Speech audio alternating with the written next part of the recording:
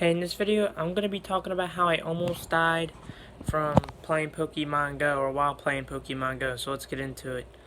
So the first story is, I was, crossing the street, right, because, I was going around the neighborhood, and I was playing Pokemon Go, and I was, crossing the street, and I was looking at my phone, and I looked at the car, and I was like, oh, it's probably not as close. I mean, it's probably not close, because it looked like I didn't realize how fast the car was gonna go, so I thought that it was far when it honestly was not.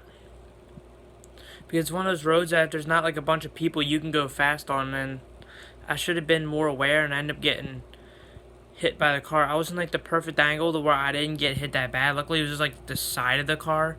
It could have been a lot worse. And somehow my shoe flew and kind of made me go along with it. Not as far, but and somehow I was able to hold my phone in my other hand somehow, and one of my shoes came off. And yeah, luckily, the only thing that I had was a collapsed lung and a headache. Actually, was it a headache? I'm trying to think. Was it? I don't know. I don't think it really lasted that long. Yeah, at the time it was a headache, and my nose had like this smell, like when you get I forget, when there's something going on in your nose. It wasn't like anything too major, but actually the concussion kind of was, 'cause at the time it was kind of like normal, but dizzy after the first second, like the vision wasn't exactly clear, if you know what I mean. And I somehow was able to get across the street, and even though my leg was hurting, I was limping across the street. I picked up my shoe, and then I went over to the bench, and then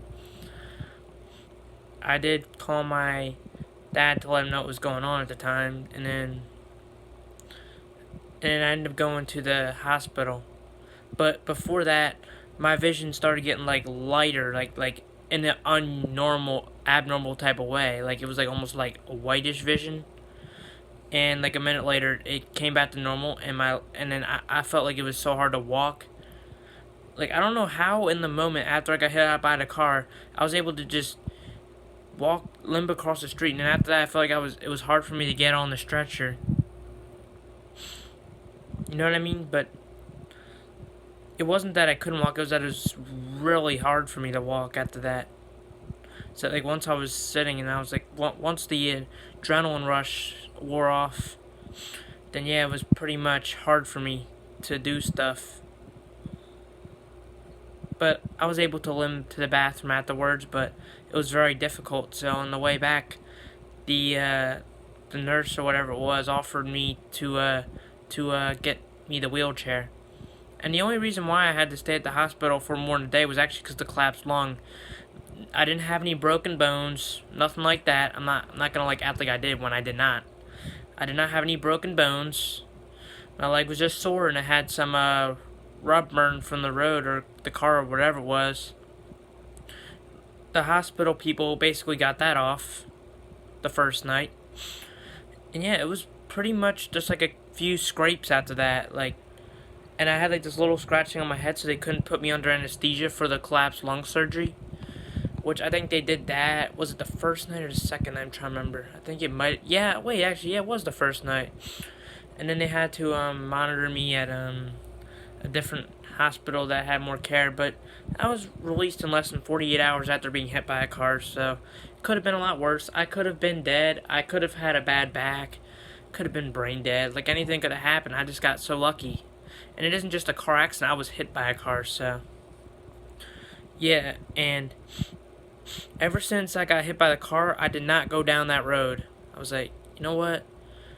Yeah, I'm glad I didn't go down that road after that, because that's just a dangerous road, so yep.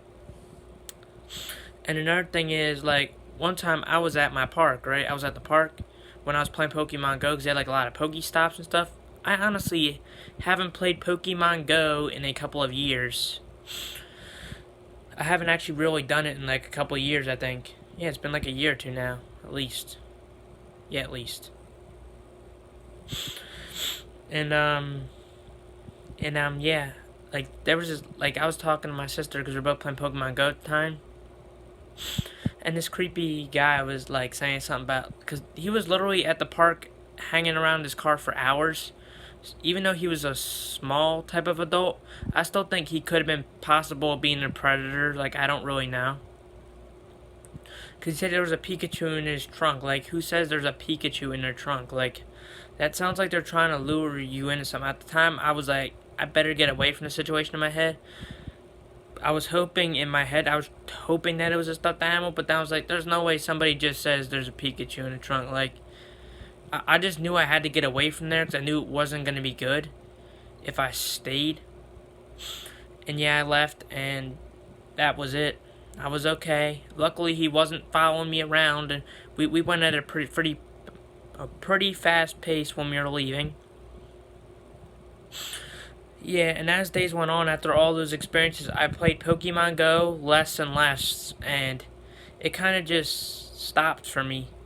Like, I don't know if he was a kidnapper because I didn't get kidnapped, but the fact that he was just hanging out there for hours, not really doing much, was shady, and he wasn't like a kid, so he really could have been a pedophile. But based on his looks, I knew it was kind of odd that he was just hanging out there for hours. But at first, I was like, I don't know. I don't know if he's not. First, I didn't want to think so. Cause, yeah, I don't know. Like, I don't know. He was actually like a hippie looking guy. I didn't think he would be a pedophile at first, but then once he made that approach, I was like, oh no. But I did think it was shady that he was hanging out at a park where kids play for hours, like, for no good reason. Like, he was like eating his food there, and I mean, and if he would have just done that and he wouldn't have approached anybody, that would be different. But I just think at a park, when you're like approaching people in that type of manner, you can really have people thinking that you're like a creep. That's why it's good not to like bother people and stuff in life, like, you know. Like, that's why in life it's good not to like bother people. Like, if they don't want to be bothered with, you just like leave them alone and stuff, because you never know what will pop in their head or what they will misinterpret about you. You know what I mean? So this happened as I was going into junior year of high school, probably like 2-3 years ago. I think it was junior. Yeah, it was probably 2-3 years ago. So yeah, that was quite an adventure, and yeah, I just really took those things into consideration because I did know that those are possibly dangerous factors.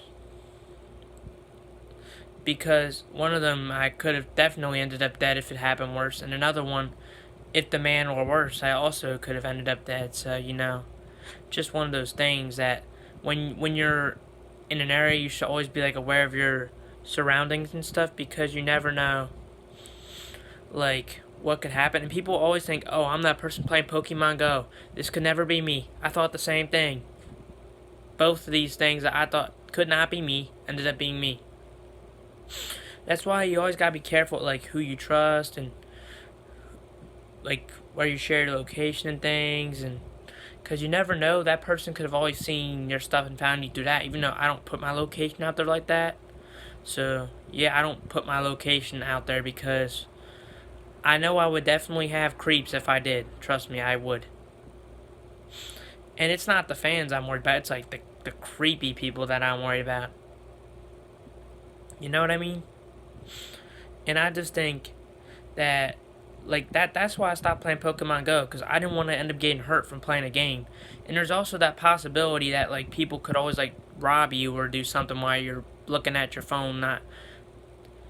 That's why even when I do walk, or even though I don't really do it that much, I don't really play Pokemon Go, because I just think I'm safer off if I didn't. Pokemon's kind of fun. I also feel like that game got boring, like, because for most people, they aren't going to find the rare ones unless they're in, like, a populated area. So it was purposely rigged on where people were at and things like that. Like, say you could go to, like, a amusement park or something and find tons of Pokemon in your own neighborhood. You're only going to get a rare one every now and then, and you have to walk a lot just to find a rare one and things like that. You know what I mean? So it was kind of like a rigged game, if you know what I mean. So yep, that's all for this video. So please give it a thumbs up. Please comment down below what you thought. Share the video, spread the video, subscribe, hit the notification bell for more videos. Thank you for watching. And hit me up on the Cameo with the request. Thanks for watching.